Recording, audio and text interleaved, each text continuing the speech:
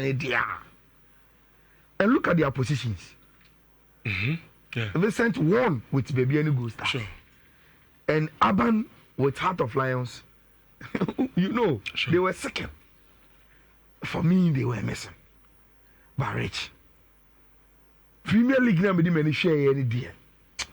Centre back individual performance. I'll give it to somebody now. I am so sorry to Razak Simpson. Special player. Bob Black Stars. Yes, any BBR. But Rich, the presence of O'Neill, any superiority, or a little shade of Razak Simpson. Or a little shade Razak Simpson. Yes, and so. And the Razak Simpson opportunities are on ya or the ball blasters, no. Rich, Sankasamo na Ghana here. Yeah. And Kobebo. But some I'm also question of the day. No, so bet me do know about between 3 players. Why not be as a best centre back? Our league guy bo echemi. Razak Simpson on then A B. I Samba and Dongano O'Neill. Kumase Asante Kodo Nafi Kevin or says be of House of Oak Nafi. Min tia odi na kakra na afi min ko amanusuna inuna Baba Stadium. 3 players in one are being as a best centre back. League 9 boy. No? I think it's my best centre back. For me, in deciding this one, I have to look at a couple of things. Or performance, no. And he do club okay. And I think that for me, if I look at that, vis-a-vis the personal performance, personal achievements now, on the local scene, Razak Simpson for me. On the local scene, yeah, okay. That's my best. Because about Black Stars in Indiana. About Black Stars, and I think that near ordinary team nations, yeah, this season. I want to be Angel League, you know. Yes, but I'm more going to say Angel League, you know.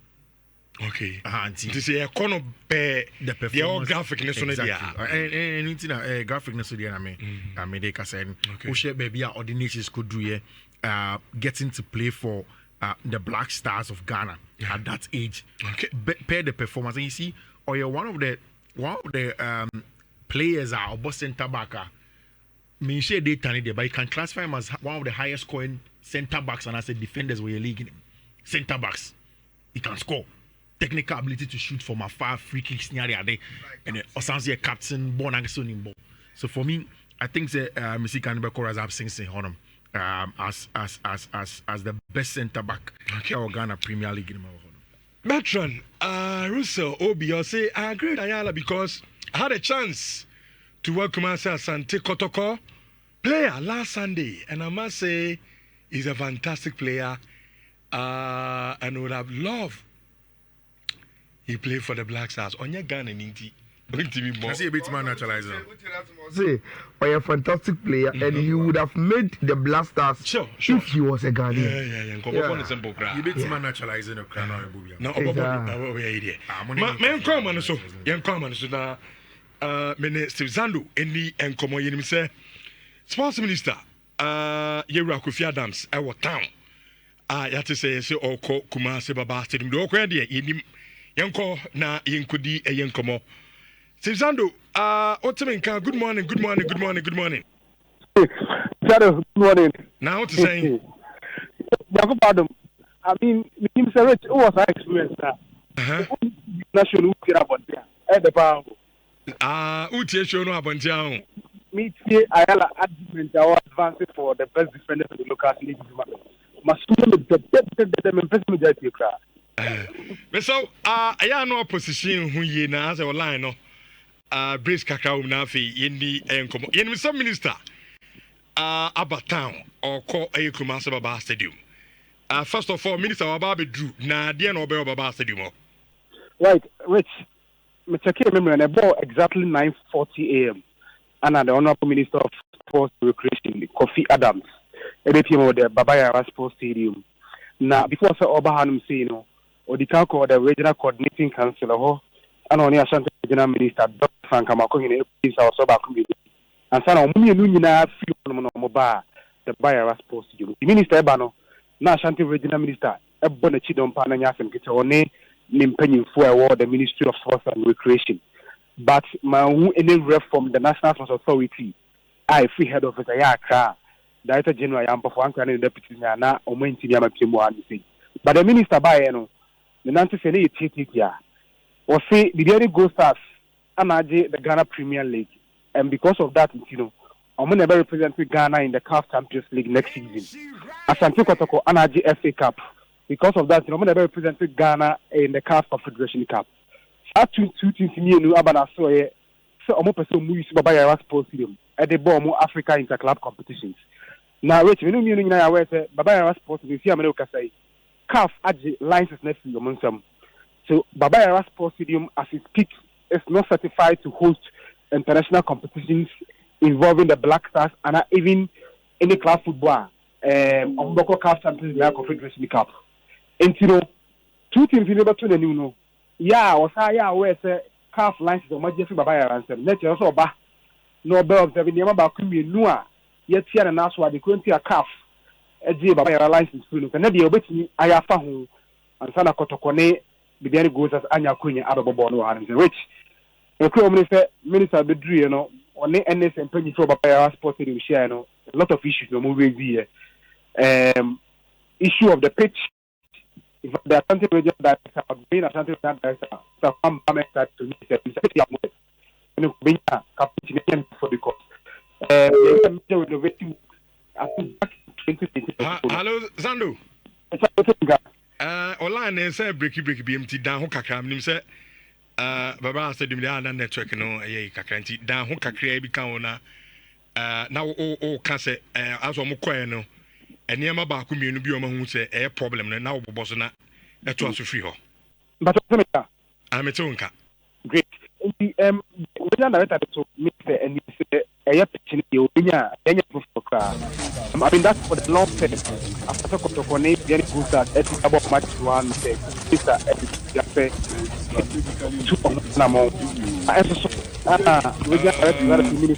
Zando facha me miensam fro bi na se na bia ebetimi ate de wo kanu eyenti mo hwe live on Facebook in Shawan 4.5 no we sports minister Nhyira Kofi Adams aba ayekuma se baba statement utie Zando koma oboye na minister say kotoko ene baby any go stars na ban ho abeka chen se nyame adoma Africa na omo kono omo nyina peso musu oma kan no ewo Baba Sports Stadium and yenem se baba ya nso no license etimi hosting international games no CAF age aniti minister Abagmase so be inspection no ohekwan yede Kumasi Baba Stadium and so be faso se na be ya two teams omo ko Africa Go Stars European the CAF Champions League and afia Santikoro no so European or Confederations Cup no amon so betimi abonti no ne enkoma ana dwumadia ekoso awo Kumasi Baba Stadium tu oba Baba Stadium videos ni na etwagu on so betimi aba now about should be the current state of the Kumasi Baba Stadium and the way I see here in your money, you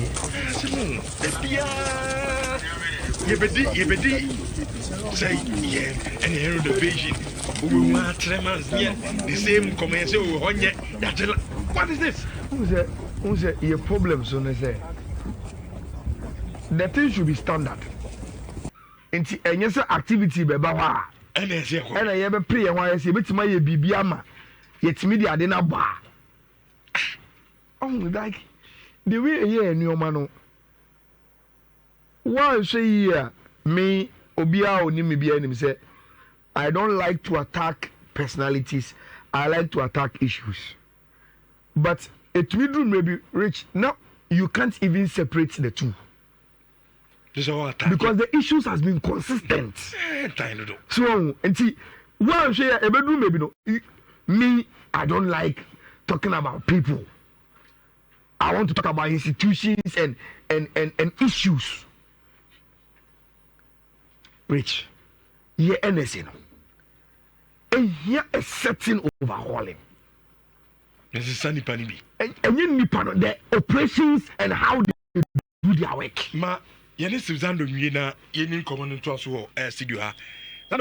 Which I say the muda hopa until quick one. The regional director also editor honorable minister Mr. Lightbin says Ayana Akwebio because NS no baba ya omuntimi generatifika entino Ayana Lightbin chana ko ede entino but say electricity company of Ghana ba no mutwa like that the ministry nyo omwa no me on bitini achi omo Lightbin water doing that but specifically on the sports minister Rich generally emphasis sports minister said adia baba ya sports in that yana pie safe zone and me gidi say minister na kasa because of kita ho ne Ghana Football Association ka for edi unse yen safe zone no the way city no up to standard e wo senka it me be say be ya see that ne ba it me room ya players me see what dress you want ka supporters no can get access to these players but anyasa do the on match days ya the barricade extended expose players to supporters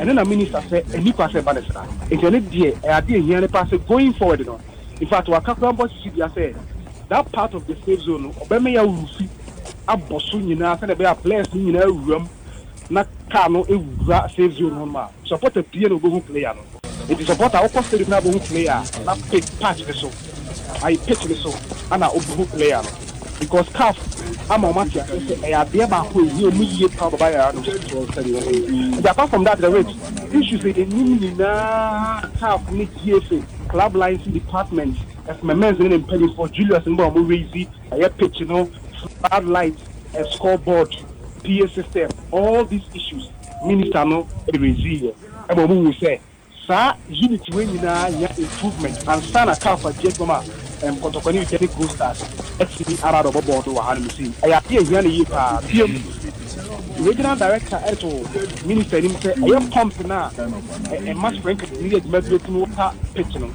say and to see June you water baba ya pitching and the yen so never tell the group park in a so because pump almost board the minister and your mama and the issues need your dorsal just a substitution bench you know yombefa kwa aka nini na any the bench no esi one ma nkatoso bi na wo so na provide shade ma players no nini na almost ensutore from afọ na gugu nini na ho be hia so mbe nini na afọ the minister so wate or come back to nyina hini esi ameno ka se wa free baba ya sports dem ko nyina hini o free here baba back to Kumasi I think so come Nhyira Palace we have to come back to Accra now reports are receiving and then we putting it together no what 2-1 among and the money mu here bit my fa ho baba kotokoni bi any good start abomo Africa matches was on bobo and sana for the long term no wa share the bit ayo baba ya family asemo no we dem ni say uja wa kwa no na nkomo na won ya bo no report ni mu ohwam